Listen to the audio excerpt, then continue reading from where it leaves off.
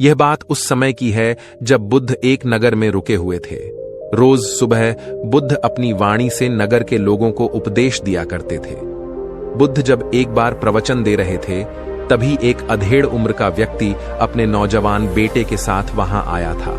प्रवचन खत्म होने के बाद नौजवान बेटे और उसके पिता ने बुद्ध से मिलने के लिए समय मांगा था। जब सभी लोग चले गए तो बुद्ध ने उन्हें अपने पास बुलाया और उनसे कहा कि आप यहां क्यों आए हैं।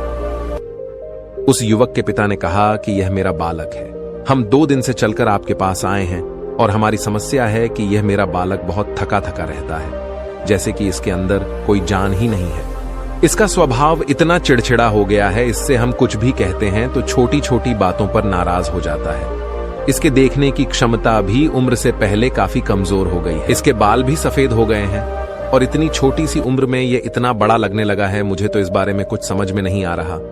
वह आदमी बोलता है कि हे स्वामी, मैं अपने बालक को लेकर बहुत चिंतित हूँ। उसके स्वास्थ्य को मैं ऐसे नहीं देख सकता। एक बार मैं अपने बच्चे को लेकर एक डॉक्टर के पास भी गया, लेकिन उसने बोला कि इस बच्चे को तनाव बहुत होता है और उसने उसे कुछ दवाइयां दी, लेकिन उससे कोई उसे आराम नहीं मिला। मैं आपसे जानना चाहता हूं कि आखिर तनाव होता क्या है और इसका क्या इलाज है। कृपया मार्गदर्शन करें। बुद्ध उस बालक को अच्छे से देखते हैं और उसकी हाथों की नब्ज को भी देखते हैं। यह सब करने के बाद बुद्ध कहते हैं कि तनाव लेना तो कोई नहीं चाहता, लेकिन फिर भी यह तनाव इंसान के दिमाग में एक दीमक की तरह पकड़ बना लेता है, जो इसे अच्छे से समझ लेता है और तनाव के बारे में कोई ऐसा पैमाना बना लेता है जिससे वह जान सके कि वह कितने तनाव में है, तो वह इस समस्या का समाधान भी खोज सकता है। सबसे पहले तो तुम यह समझो कि तनाव होता क्या है। जब भी कोई व्यक्ति कोई काम कर रहा होता है, लेकिन उसका मन कहीं दूर भटक रहा होता है, कल्पनाओं में होता है, तो उसके शरीर और मन के बीच एक दूरी पैदा हो जाती है।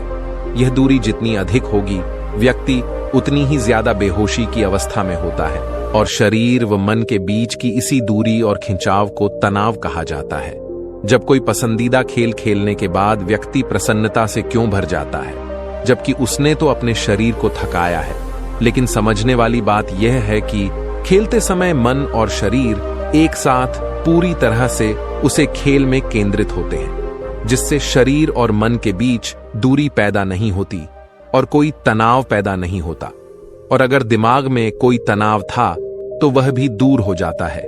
लेकिन इसके विपरीत, जब हम कोई ऐसा काम करते हैं जो हमें पसंद नहीं है, तो हमारा शरीर तो उसे काम को कर रहा होता है, लेकिन हमारा मन कहीं दूर कल्पनाओं में भटक रहा होता है, जिससे शरीर और मन के बीच एक दूरी पैदा हो गई और तनाव ने जन्म ले लिया।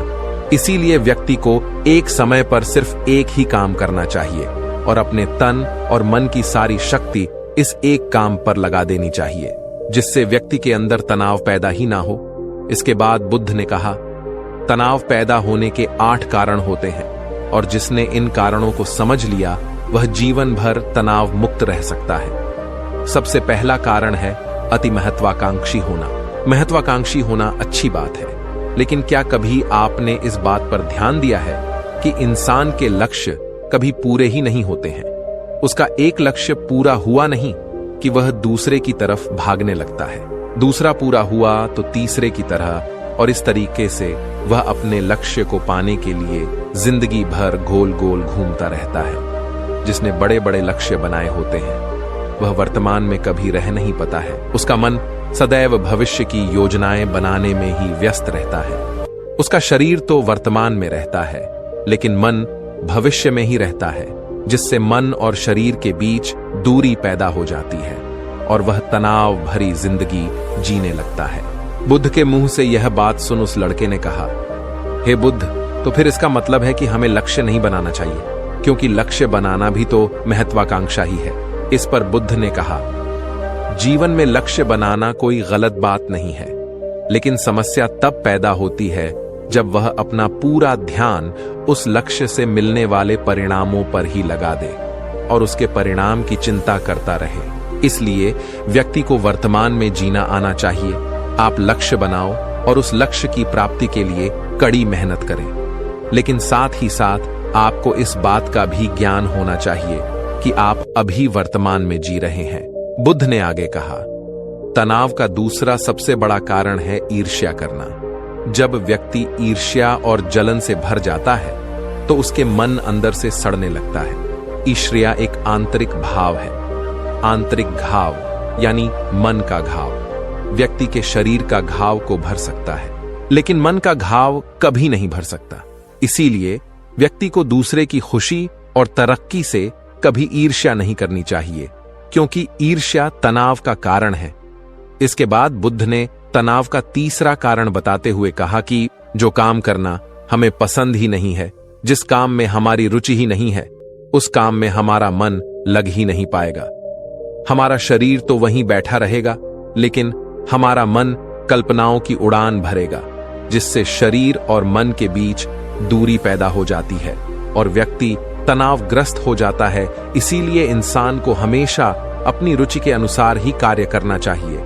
अगर व्यक्ति ने यह पता कर लिया कि उसे कौन सा काम करना पसंद है और वह इस काम को अपने जीवन का लक्ष्य बना लेता है, तो उसके लिए यह आसान हो जाता है।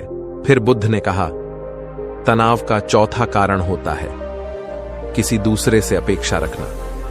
बुद्ध ने उस व्यक्ति की ओर इशारा करते हुए कहा, एक पिता होने के नाते तुम्हारी अपने पुत्र से बहुत सी अपेक्षाएं होंगी कि तुम्हारा पुत्र एक बहुत ही कामयाब इंसान बने, तुम्हारा नाम रोशन करें, जैसा तुम चाहते हो उस तरह का जीवन जिए, तुम्हारी हर बात माने। लेकिन क्या आज तक कभी किसी की सारी अपेक्षाएं पूरी हुई हैं? जब भी कोई व्यक्ति किसी दूसरे से कोई अपेक्षा रखते लगता है तो वह अनजाने में अपने लिए तनाव पैदा करने लगता है। जरा सोचो कि अगर तुम्हारा बेटा तुम्हारे अनुसार काम नहीं कर रहा है और वह नहीं बन पा रहा है जो तुम उसे बनाना चाहते हो, तो निश्चित रूप से तुम्हारा दिमाग को तनाव तुम्हें पकड़ लेगा। तुम तनाव से भरा जीवन जीना शुरू कर दोगे और इस तनाव के बस में आकर तुम ऐसा व्यवहार करोगे, ऐसी बातें करोगे कि तुम्हारा अपने पुत्र के साथ संबंध और भी खराब होता चला जाएगा। इसीलिए व्यक्ति को जितना हो सके उतनी कम अपेक्षाएं दूसरों से रखनी चाहिए, और अगर पूरी तरह से तनाव मुक्त रहना है तो दूसरों से अपेक्षा रखना ही बंद कर दो। इसके बाद बुद्ध ने कहा कि शारीरिक कष्ट भी इंसान के तनाव का एक कारण होता है। जब व्यक्ति किसी शारीरिक पीड़ा से गुजर रहा होता है तो उसका पूरा ध्यान अपने उसे शारीरिक दर्द पर होता है और वह पूरे दिन बस उसी के बारे में सोचता रहता है, जिससे उसका मन दुख के विचारों से भर जाता है और ऐसी स्थिति में व्यक्ति तनावग्रस्त रहने लगता है। यह सुन उस व्यक्ति ने कहा कि है बुद्ध, शारीरिक दुख तो किसी भी व्यक्ति को हो सकता है, तो फिर क्या हुआ? व्यक्ति जीवन भर तनाव में ही जाएगा? इसका जवाब देते हुए बुद्ध ने कहा कि इंसान को यह बात समझनी चाहिए कि हमारा जीवन दुखों का आधार है। जैसे जैसे हमारा जीवन आगे बढ़ता है, इसमें दुख आते हैं, बीमारियां आती हैं और फिर अंत में मृत्यु भी आती है। तो बीमारियां इंसान के जीवन का अभिन्न अंग है, कोई इनसे बच नहीं सकता। बस किसी किसी के जीवन में यह समय से पहले आ जाती है तो किसी के बाद में आती है। जब इंसान का मन इस बात को अच्छे से समझ लेगा तो फिर वह अपनी बीमारी के बारे में सोच सोच कर ज्यादा तनाव नहीं लेगा, क्योंकि यह हमारे जीवन का अभिन्न हिस्सा है और इसके लिए व्यक्ति को शारीरिक रूप से भी अभ्यास करते रहना चाहिए। अपने जीवन में व्यायाम और स्वस्थ जीवन शैली को भी जगह देनी चाहिए ताकि उसका शरीर लंबे समय तक निरोगी रहकर सही से कम कर सके। और तनाव का अगला कारण होता है अपनी योजनाओं को समझने के लिए समय ना देना। कुछ लोगों के दिमाग में कोई विचार आया ही नहीं कि वह बिना सोचे समझे उस पर काम करना शुरू कर देते हैं, और जब उसे काम में उन्हें असफलता मिलती है तो वह तनाव से भर जाते हैं, क्योंकि उन्होंने उसे काम को शुरू करने से पहले उसके बारे में पूरी जानकारी इकट्ठा नहीं की थी। इंसान को कोई भी काम शुरू करने से पहले उसके अच्छे और बुरे परिणामों के बारे में ठीक से सोच विचार कर लेना चाहिए। इंसान को इस बारे में भी सोच लेना चाहिए कि अगर यह योजना सफल नहीं हुई तो फिर इसके बाद में क्या करूंगा। इसलिए व्यक्ति को अपनी योजनाओं को ठीक से समझने के लिए पूरा समय देना चाहिए ताकि बाद में उस योजना की वजह से तनाव पैदा ना हो। तनाव का 7वां सबसे बड़ा कारण है टाल मटोल करना। आज के काम को कल पर टालना। आप लोगों ने यह कहावत तो सुनी होगी कि आलस इंसान के शरीर का सबसे बड़ा शत्रु है। इंसान आलस की वजह से आज के काम को कल के लिए टाल देता है और फिर काम को टालना उसकी आदत बन जाती है। काम को कल पर डालने वाले व्यक्ति का काम कभी भी समय पर पूरा नहीं हो पाता है, और अगर किसी तरह से पूरा हो भी जाता है तो वह उतना अच्छा नहीं हो पाता है जितना अच्छा उसे किया जा सकता था। और फिर यह बात व्यक्ति के अंदर तनाव पैदा करती है। लेकिन काम को टालना या काम को एकदम अंत समय पर करना एक आदत है, इसीलिए व्यक्ति ना चाहते हुए भी बार बार अपनी इस आदत का शिकार बन जाता है और काम को डालता रहता है। और फिर जब काम की समय सीमा पास आ जाती है तो वह तनाव से भरकर काम को पूरा करने का प्रयास करता है। इसीलिए तनाव मुक्त रहने के लिए व्यक्ति को काम को टालने की आदत छोड़नी पड़ेगी, और यह तभी संभव है जब व्यक्ति काम को समय से पहले खत्म करने का निश्चय करे। आखिरी और सबसे मुख्य कारण जो तनाव का होता है वह है ज्यादा सोचना। लगातार सोचते रहना भी एक बीमारी है, और यह उस व्यक्ति में सबसे ज्यादा पाई जाती है जो सिर्फ कल्पनाएं करता है, जो अतीत की घटनाओं और भविष्य की बातों के बारे में सोचता रहता है, जो बेवजह के अनुमान लगाता रहता है।